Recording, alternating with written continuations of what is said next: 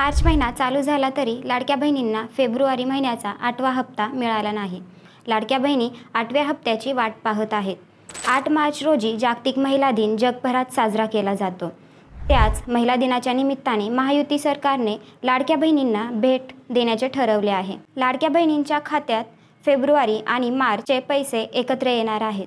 लाडकी बहीण योजनेत महाराष्ट्र शासनामार्फत जुलै 2024 पासून आतापर्यंत 7 हप्ते देण्यात आले आहेत. लाडकी बहीण योजनेचा 7वा हप्ता 25 जानेवारी 2025 रोजी जारी करण्यात आला. तसेच फेब्रुवारीचा 8वा हप्ता आणि मार्च महिन्याचा 9वा हप्ता मिळून 3,000 रुपये 8 मार्चला महिला दिनी जारी करण्यात येणार आहे.